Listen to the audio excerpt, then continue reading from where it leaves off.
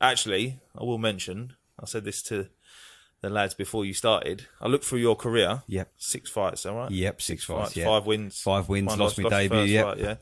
But I looked through, there's a couple of names that I recognise on your career. Yep. Ricky Leach. Yep. Martin Hillman, yep. who was your last fight for the belt we're looking at there. Yep. 2 good mates of mine. Are they? Yeah. Oh, no. Fuck you, McGinley. Beating my mates up. No, I've known Ricky for a long time. His dad actually trained me as an amateur. Yeah. I knew him way before then, like when Ricky was a little boy, and obviously, but he's gone on and he's a good fighter, so that's a good scout for you, mate. Yeah. And the same with Martin. They've, both been tough fights, so it's good to get the 2 wins over them too. Yeah, I'm pleased. Yeah, it's Martin's. I always just say when we used to do interviews with him, he was always like my favourite small hall fighter. He just don't know when to quit, does he? He's just come forward, throw shots. He's one of the most durable, tough lads I've ever been in the ring with. I mean, I hit him with absolutely everything, and he just kept coming and coming and coming. I think I did hurt him a few times, but if I did, he only gave me a small glance that it was hurt. So round 3 and 4, I caught him with a couple of real good body shots and slowed him down. But I say he's one durable lad. I watched his fight with Boy Jones before. Obviously, I boxed him, and he done well in that, didn't he? That was a tough old fight, that one. And obviously looking at what Boy Jones has done since, that shows the level that he was at. So I knew I was in for a hard night. Boy Jones is a good fighter, mate.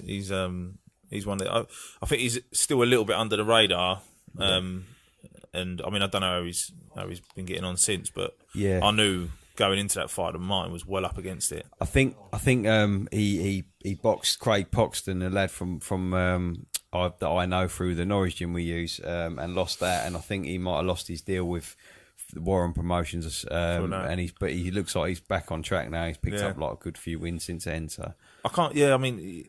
He's a good fighter, so I can't see it's like anything to do with his talent or his skill level. Nah. So, and having watched that one with Martin with him, Martin started really strong in that fight, and there was times where he was putting Boy Jones on the back foot, and I thought, this Martin is no mug. This is going to be a tough fight for me. So, I had to push myself to the max. So you done your research on him before? Yeah, certainly did. And there was a good few fights to watch. And it looks like he sort of keeps the same style. He's good at his long range work. Wouldn't say like a huge puncher, but high work rate. And he puts a lot of. And as we saw, durable, really durable. So we didn't it's always going to be a tough night for him. We didn't think we were going to stop him. That was never the plan. It was just to wear him down. And obviously, where I hadn't done any longer rounded fights, I think maybe they expected me to lag as the fight went on, and hopefully I proved. What was the fight over? 8 rounds? It was 8 rounds, rounds. Hopefully I proved that the fitness was there. We worked so hard on it, and if anything, it was me who came on stronger as the fight went on. So I think we took a few people by surprise. Did you go straight from 4 rounders to 8 rounders? And I knocked the last one out in a round, so I wasn't exactly coming off the back of a hard 4 rounder. So. It was a step up, and I knew I was going to be the underdog, obviously with the experience and that, but I was confident. And as we spoke about earlier, I'm 30 now, not getting any younger. Mate. Old, ain't you? Got to give it a go. Got to take not a risk, but got to calculate. Got to challenge myself. Yeah.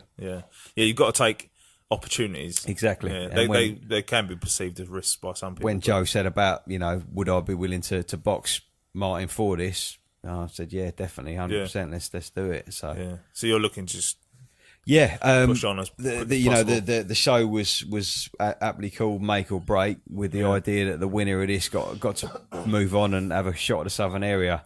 And when I first turned over, that was my goal, was to win something like that. Area, I had to win this fight. It literally was make or break for me. And do you think you'd have jacked it in if you lost? It would have been a long, hard road back from it. It would have been a real setback. Obviously, Martin's challenged for the Southern area now twice. And I felt like I had enough in the tank to give myself a shot at it. And I'm thrilled to say that I've done it. But I don't know if I would have quit. It wouldn't have been easy to come back from it. Let's just say that much. I think psychologically it's tough, isn't it? Because obviously it literally puts you back in your mind to square one. And have you got the time at 30 years of age to build again? I'm not sure I have, if I'm so, being brutally honest. So for me, it was a must-win fight, and I put that into my training as well. You know, this could be the last one, so that gave me that little bit of extra drive. To be honest, I was thinking I ain't done yet, and I don't want this to be it. So I think once you reach that Southern Area level, though, I think if you go for that and you lose, you're still there. Do you know what I mean? Like, these challenge belts, they are just a gauging stick of whether you can take a step up. And if you're not good enough to win a challenge belt, I mean, you was unlucky in a way because you come up against someone like Martin Hillman, who's a good established boxer that a lot of people know he's a good little fighter. Already won a challenge belt 2 times. He knows what he's doing. So Southern Area challenger. Your first title shot is against the geezer that knows what he's doing. Do you know what I mean? So in a way, that's proved that you're on that Southern Area level because he's boxed for it twice. He knows what he's doing. He's a good fighter. So it's automatically put you in position now to you beat a Southern Area title challenger, 2 times title challenger. Makes me smile. Yeah, mate. No, but it's a good win against a good fighter as well. Like I say, Martin's a pal of mine. He's a good friend of mine. And I think he's got a lot of good attributes.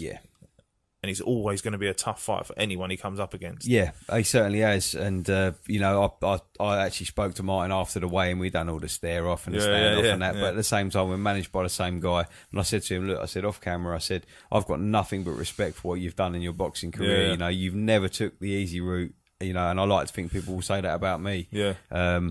You've took hard fights. You've took fights where you weren't the favourite, and you've gone in there and you've given it 110%. You know, you're like me. You work full time. You train every time you get a chance. You know, I've got nothing but respect for you. And he sort of took a step back and went, like, I appreciate that, mate. You know, I think that whole you got to have respect of wanting to, you know, wanting to really hurt each other, 2 fighters and that.